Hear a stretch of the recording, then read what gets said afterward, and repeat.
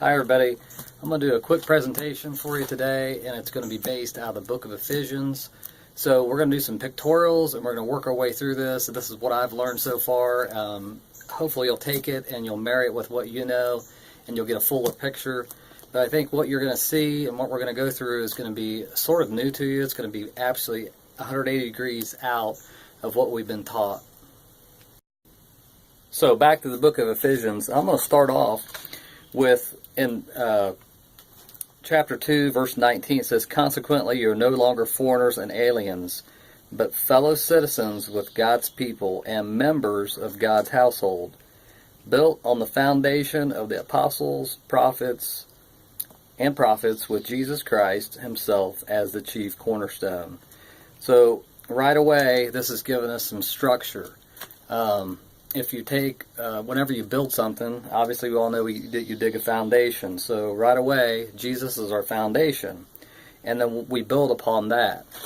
But what you'll see in society or in the world, that it works the other way. And I'm going to show you real quick how that works.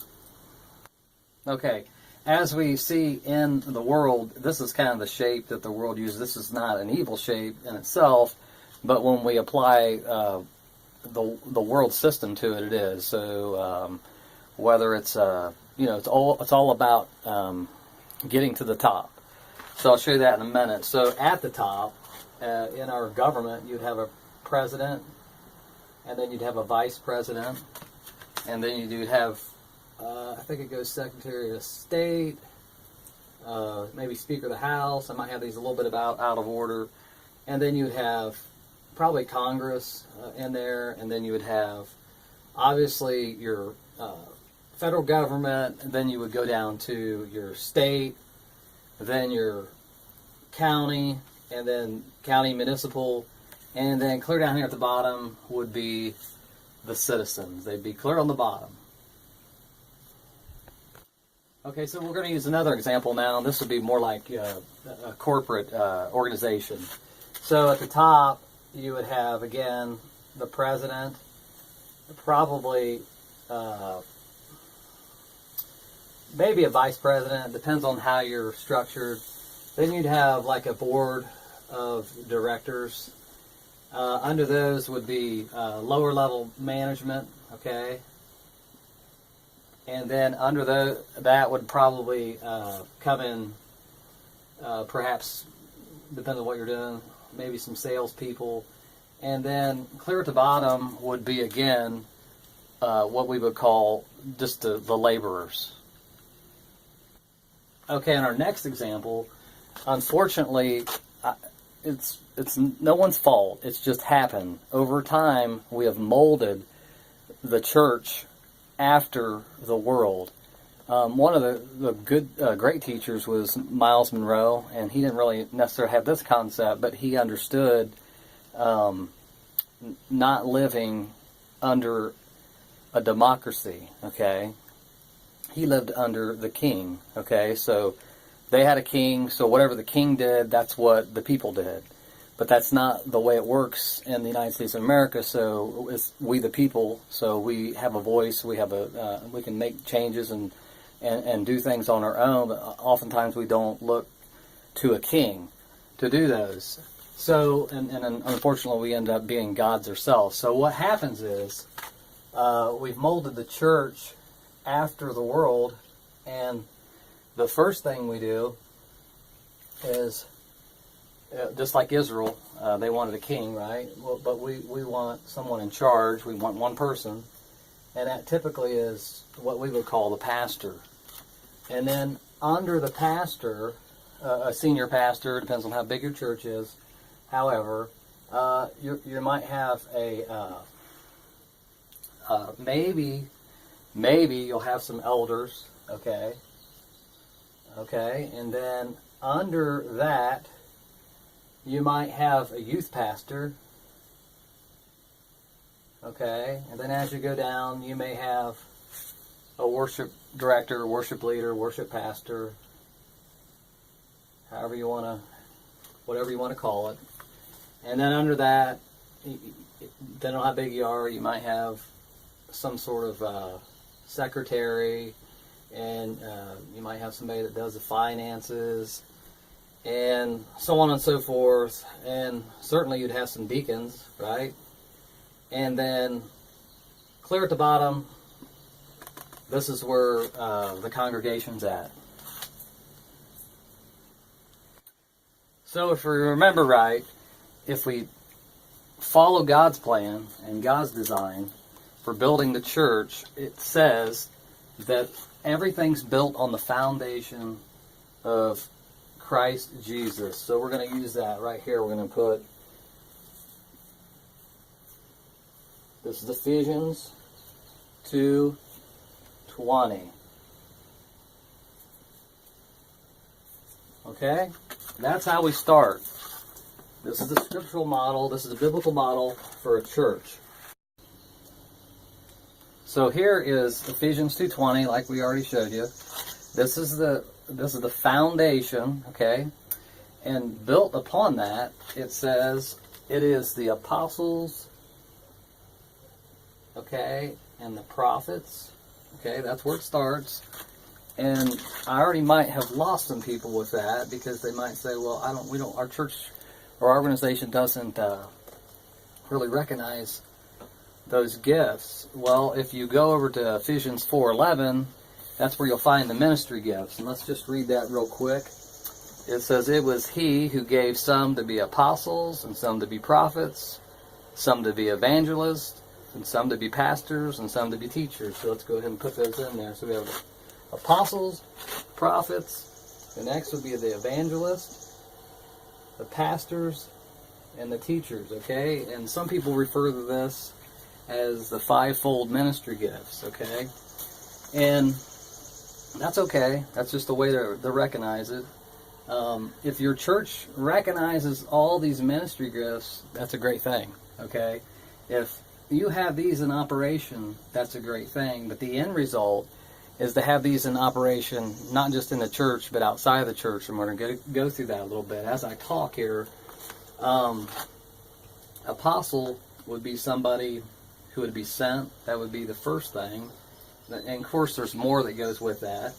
The prophet would be somebody who could actually hear the voice of God, could speak into other people's lives as the Lord gives them that voice.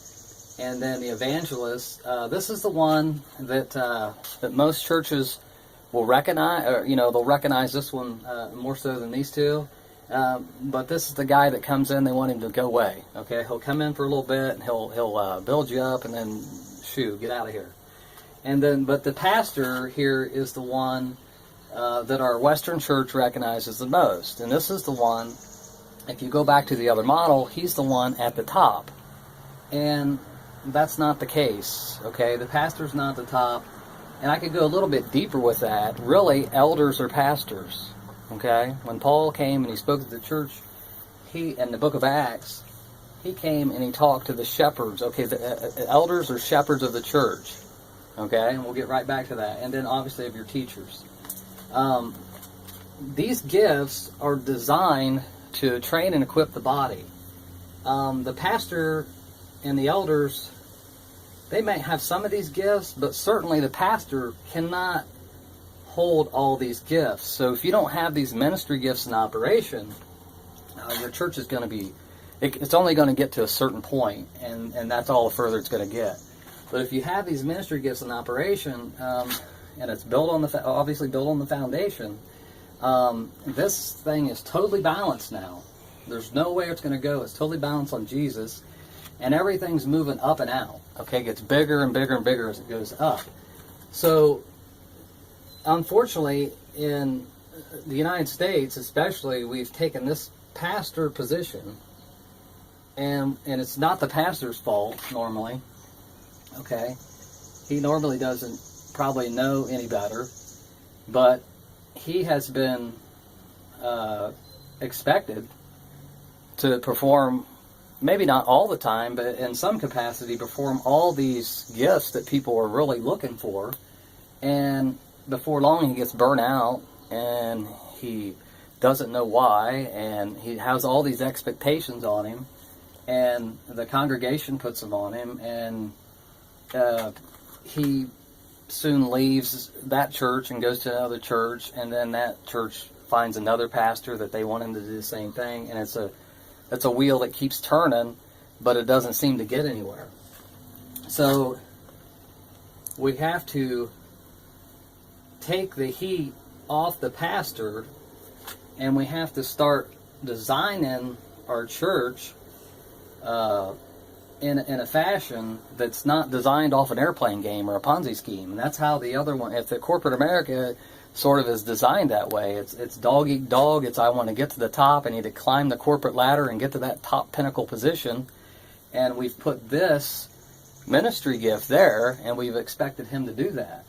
So we have to have all these. Now the beauty of this, if you're designed this way, up here, okay, is a congregation. Okay, and these gifts are supposed to train the congregation in the gifts, so they'll find their gift, and maybe they'll come down here and operate in this inside the church, but the reality is they need to go out into the world and perform these gifts. Okay, they need to find their gift. God's given everyone a gift. If you're watching this video, God's giving you something here. Maybe a little bit of one, maybe a little bit of the other, maybe a mixture, combination, whatever. But the design of the church is to change the world.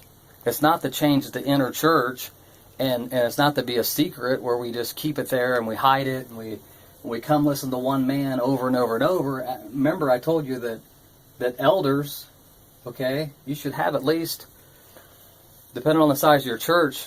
If you're a small church, I would think you at least need several elders, okay? And they should be performing what we would expect one person to do. Okay, apostles, prophets, evangelists, pastors, teachers. Could it be the other way around? No, because it's listed, first of all, in Ephesians 2:20 as apostles and prophets. And then in Ephesians 4:11, it goes on and says evangelists, pastors, and then teachers. So that's the order. So you might be asking yourself, okay, well, I'm this guy. I got this prophetic word from God, or hey, I'm a good evangelist, or hey, I'm a greatest pastor, okay, and I can do 2 or 3 of these. I'm awesome. And you might say, well, I think this one's the most important, or this one down here.